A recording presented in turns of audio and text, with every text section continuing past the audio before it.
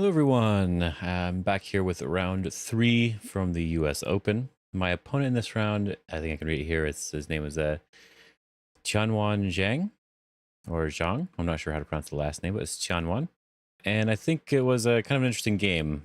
So in the previous round, I played Daiichi Takahashi, and it was kind of a difficult game. Whereas the game before that, I played an older Japanese man, Shunichi Hyodo.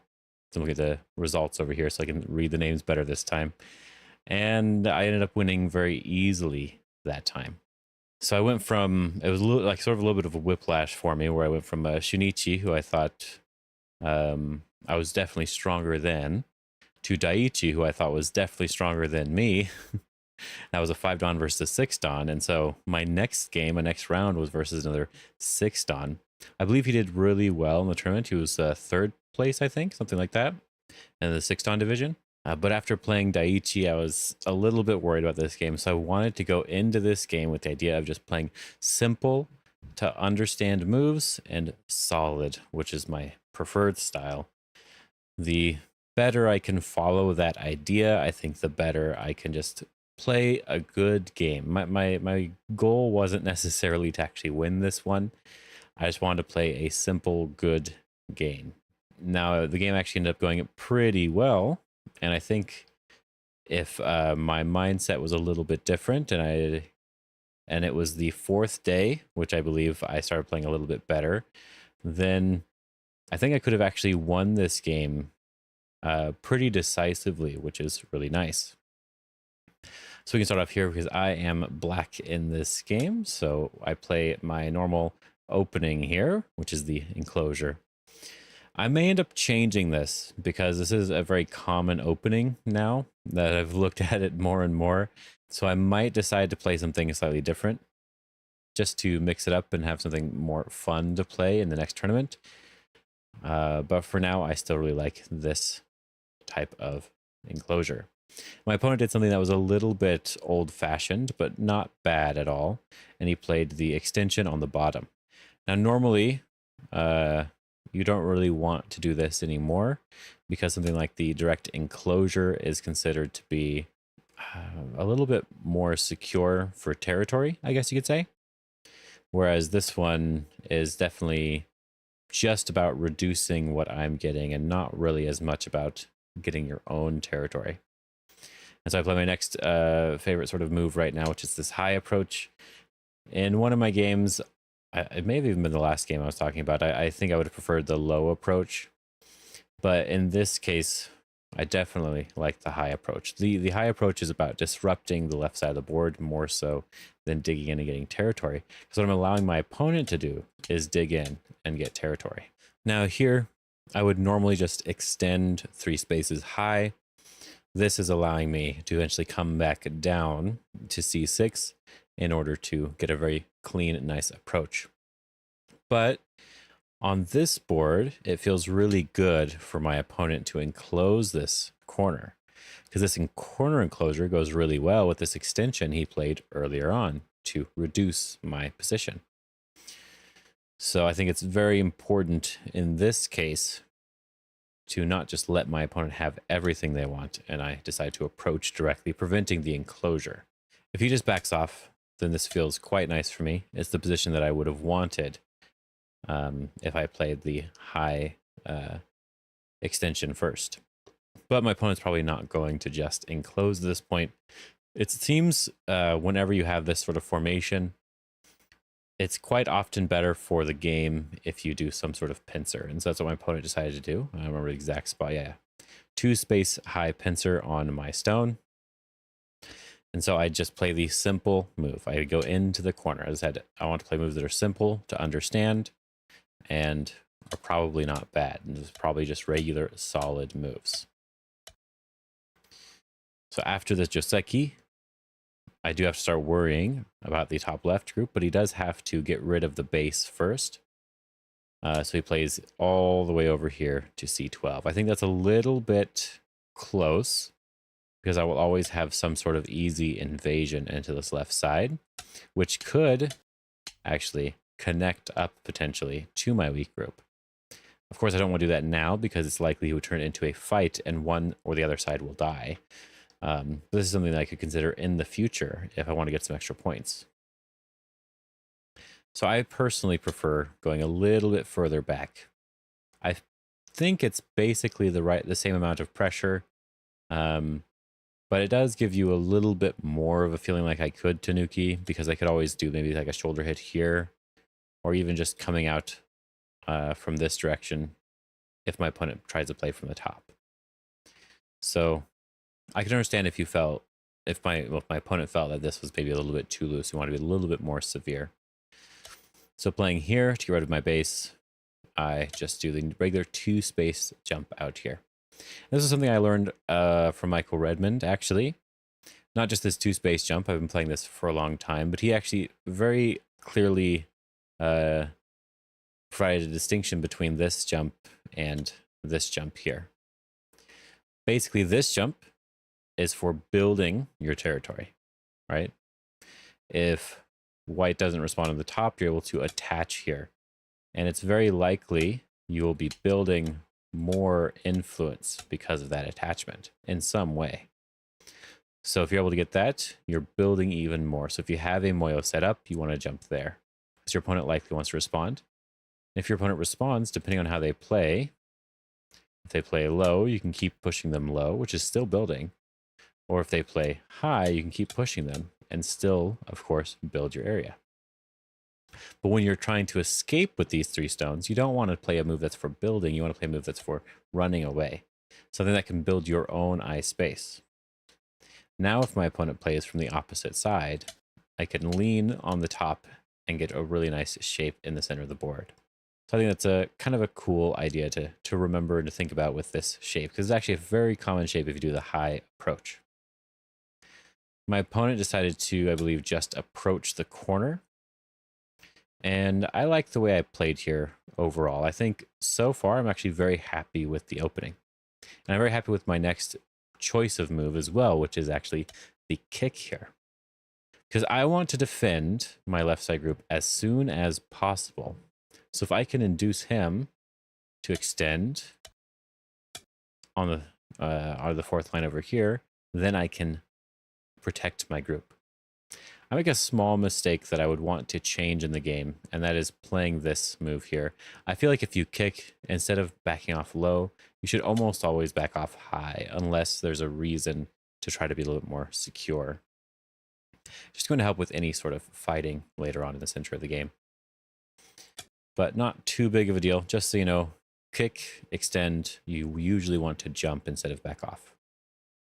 Anyway, so here, as I said, I'm happy with it because it feels like I'm sort of controlling the game. And so I lean and keep the points very short here, very flat here, just by playing very, very basic moves. I do this double honey. I don't necessarily need to do that. I could just extend. That's slightly better. But double honey is fine. He extends and I connect. Get a very, very thick position in the upper left. And so now I've definitely accomplished all of my goals so far with this game. I have very solid positions, decent amount of territory, and very understandable moves that I can follow up with.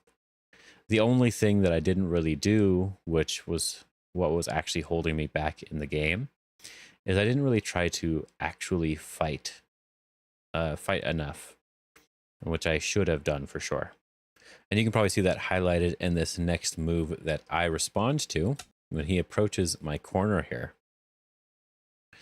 What I should probably do, and almost every single time when your opponent plays a move like this, you want to just try to get rid of the base potential. Yes, there's Aji in my corner, but it's not really a big deal. If my opponent goes to take the corner, I can let them sort of have the corner, right? It's not really going to be a problem. Now, maybe I don't want to play like this, but this is the basic idea. I could even potentially back off, though I don't always like to do this. I think it's better usually to extend down. But with the weakness of this stone on the outside, I think it's going to be a little bit of an easier position for me to handle, especially since I just got this very thick position in the center. But instead, I decided to play the very solid move. With this move, if he invades the corner, Then now I'm able to block here at S14 and prevent him from being able to cut my group up, which means that this group is actually dead here in the corner, and there's nothing he can do about it. So this is a very solid move that I ended up playing, which I don't think is necessarily a huge mistake, but it's definitely very slow. And I should consider not playing this. But nothing's really wrong with the game so far. He does just take a 2 space extension now. And then I move over to the left side and start trying to fight. And this is where I make the big mistake, really. I had multiple chances to win the game, as I said, quite easily. At this point, even with my very slow, solid moves, I believe I'm actually a little bit further ahead than my opponent here. According to AI, like I have the slightly better position, like 60% or something along those lines. Oh, actually, there was something I did learn from AI for this corner over here that I do want to share. When he approaches here, I can also just Hane on the top. This Hane prevents him from going into the corner because there's not really too much room to live now. Maybe white can try to do something, but this Hane gives me a much better position in this regard. If my opponent blocks, I can come over to the outside. If he comes into the corner now, it's again a similar situation where I can block. If I can capture this stone and Sente, but again, my corner should be perfectly fine. Anyway, back to what I was about to say here. Even after playing these very solid moves, I actually have a very good position. And so I should have recognized what my goal was, and I did not do that very well. Though I was thinking about it, it didn't really manifest in the game, you could say. So if you look at this board, you should try to decide what's the most important thing for black to do. Black has some influence here, and then black has 3 fairly solid corners, actually. You could try to fix the corner now, but this knight's move is a little bit small. What you really want with this particular corner enclosure is the large knight's move here, which you can play. You're just going to make white stronger in the area. And so this move is also quite nice, actually. This would be perfectly acceptable to play. The only worry here, potentially, is that white's going to be able to push from the top and sort of try to connect in this way while also growing the left side of the board. So if that's something you want to worry about, then you should probably do something about that, right? And so what I decided to do in the game was push here, which now that I've gotten to look at the game and think about it a little bit more clearly, I realized this is not necessarily a mistake, but I didn't follow it up properly, and there's a simpler way for me to play here. In this case, there are some common weaknesses on the left side. If I clamp here, white could try to Hane, and at the very minimum, I'm going to be able to connect up underneath, which is already quite good. And the other option, because white could Hane here, and I could make some shape or try to come out and do something else here. But the other option for me, apart from this clamp, would be something like this jump here.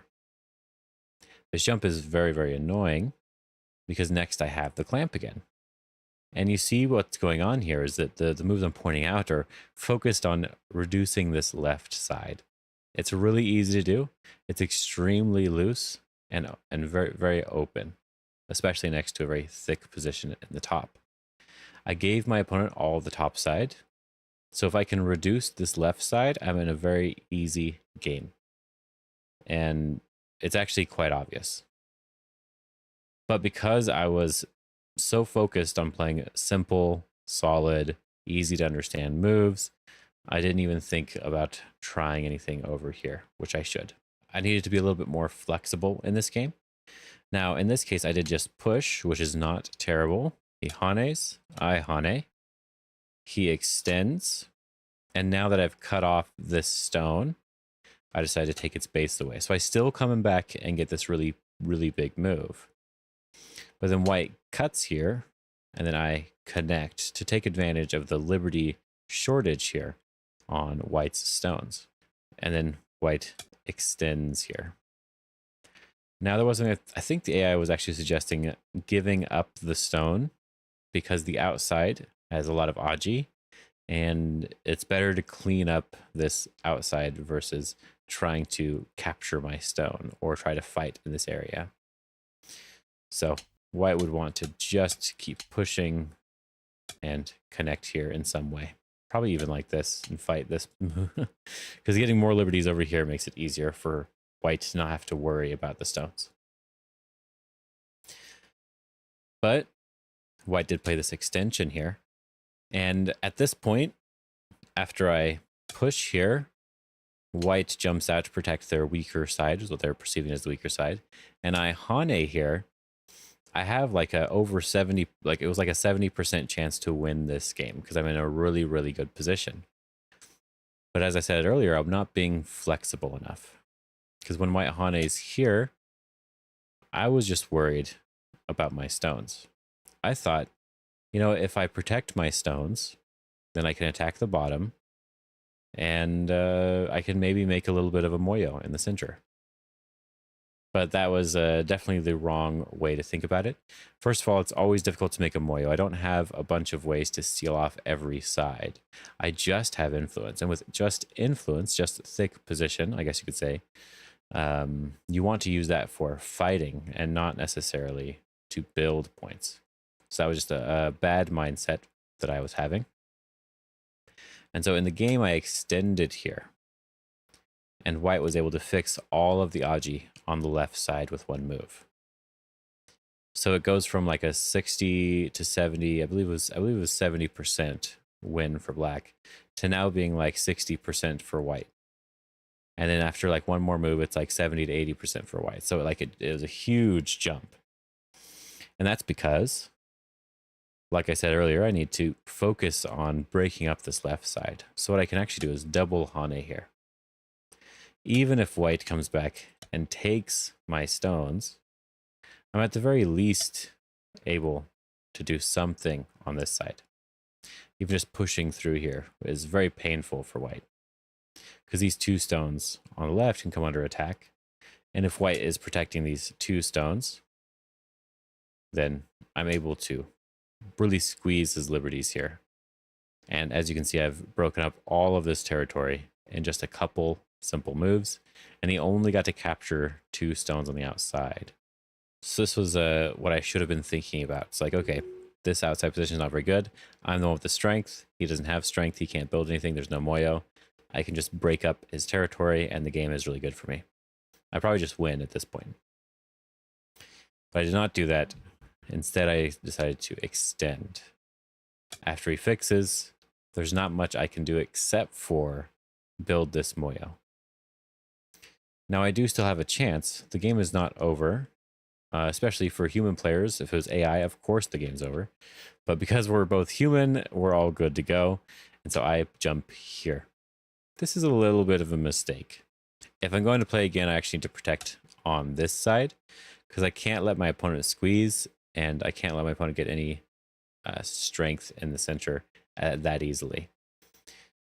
Because when I jump, my opponent cuts right away, Ataris and Ataris again. This Atari is a bit slow, but that first one to get a very strong position on the left was very good for my opponent to play. And so I press my opponent down. This is also a little bit of a mistake. Again, I have influence and strength. Instead of focusing on trying to build something with this, what I should actually be doing is trying to attack in some way. But instead, I'm building. So my opponent just crawls and takes territory, which is really nice for them. And then they, they jump towards the center here. But I felt like this was definitely a mistake. I could feel it in my bones, like, oh, this is wrong. Even if he can attack my other stones, it just doesn't feel like the right direction at this moment. So I actually play the AI move here, which is to play from underneath to try to attack this group of stones. My opponent just turns directly, and I decide that before I attack, I wanted to see if I could fix my position a little bit. And I thought I could potentially do it instantly. So this is a slightly greedy idea. What I should be doing is just responding to this side. I get a lot of extra territory, and my opponent still has to go and live. If we're fighting towards the center, I'll probably be able to do what I wanted to do. But instead, I decided to play this move. The idea being, he can't just let me capture the stone. That would be too big. Even though AI is very happy with white, me capturing like 10 to 20 more points is definitely not okay for white. So he just connects up his stones. And there's a little bit of Aji here. But first I want to attach. And I play this sort of sequence here. My opponent captures and I protect on the outside. It's actually kind of an awkward position. I went through it pretty quickly because there's actually quite a few small mistakes from both sides. First of all, the right side is very important. But second of all, I didn't really need to worry as much as I did about this. It's fine if we just go back and I protect here. Let's say white Tanukis and tries to attack. How do they kill me? Right? How do they do it? I really don't know. If they try to come from this side, I just jump towards the center. I can run straight to the thickness that I have, and my group's going to be fine. So it's going to be very difficult to cut my position. If white tries to do some sort of cutting thing here, it just really doesn't work very well. And even if white tries to wrap around, you'll see that it's going to be very easy for me to live in some way. White has too much weakness on the outside here. And if white just backs off, I can just back off. Easy, simple, nothing to it. And it's the same if white tries to attack from the other direction. I can just jump, and I'm getting really close to the middle. So I should just attack and not worry about my group of stones. Even if white captures this, if I can capture the right side, that's actually potentially much better. So as I said, I did all of this. This was no good. I thought this was kind of fine because I'm also building like maybe 10 to 15 points in the center. And that seems quite nice. You know, that actually seems quite nice. But you see, there's actually quite a lot of Aji here in the center. And my opponent could just, for example, turn here right now. And it's all sort of gone already. So it's no good. But my opponent did decide to capture here for no reason. So I protected all of my Aji here. And then my opponent turns. Now here I correctly identify that this turn is not a very big deal, but I end up evaluating it incorrectly later. So I said I wasn't very flexible in how I was thinking, and there was a better way for me to deal with this situation. Because right now, again, I should go back to attack, but I don't do that. I do it a little bit, actually, because I extend here. Because I realize that this is not really a Sente move. You can get rid of a couple points here, but it's not really that big of a deal. But if I can capture this stone and attack these stones, that seems quite good. So I was very happy with this. My opponent just does this diagonal move here.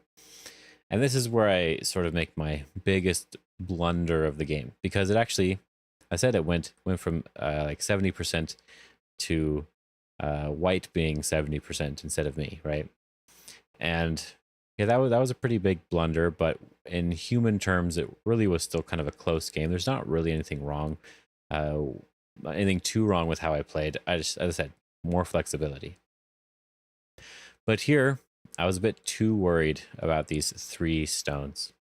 There's something much more urgent on the board, especially after I've extended here, and that is, again, to attack these stones. If my opponent attaches Ataris, I just keep extending. And you can sort of see that white doesn't really have too many places to go, right? Extend one more time. If they push again, then I push here. White can't get to the top. This is also opening up the Aji on this top side. And if white hanes, I can just jump out here. And even though I'm somewhat cut off, white still needs one more move in the center. I'm basically connected to everything on this side pretty easily. But white's still actually not alive anywhere. And now I'm kind of using my thickness to my advantage. Because let's say white ends up living like this, right? There's like an eye here now and an eye over here. Well, now I've already built up that extra however many points I could have made in the middle over here instead. So that's already really good. And even if white tries to do something over there, like I end up fixing my shape here in some way, and white tries to decrease this area, they need quite a few moves in order to really do it. And so I've already gained profit on the bottom. And the game becomes much better for black already. So this is a really good opportunity for me to try to win the game, is just trying to fight here, especially after I've gotten this extension at M8. That was sort of my goal anyway, so I don't know why I didn't do it. But instead I realized, oh no, my stones are gonna die. But then I read something that I thought, oh wow, this is actually gonna fix the problem, and it did not. I don't really know what I was reading, but I had a blind spot, maybe you could say. But I ended up playing this move here. Now, white can't do anything to cut off the stones right now. So I thought, okay, cool. If white can't cut off my stones, when they do this, I'm going to be perfectly fine. And I got my couple of extra points here. Except after this push, now white can cut off these stones. Looks like there might even be more than one way, but at the very least, white can do this one. If black tries to push through and Atari and do stuff, it's still cut off in some way. Yes, there's Aji in the corner, but black also doesn't have that many liberties. And because this Aji in the corner, you can see that maybe it's a little difficult for white to actually go through with it. I think there's not really any other way for me to stay connected here.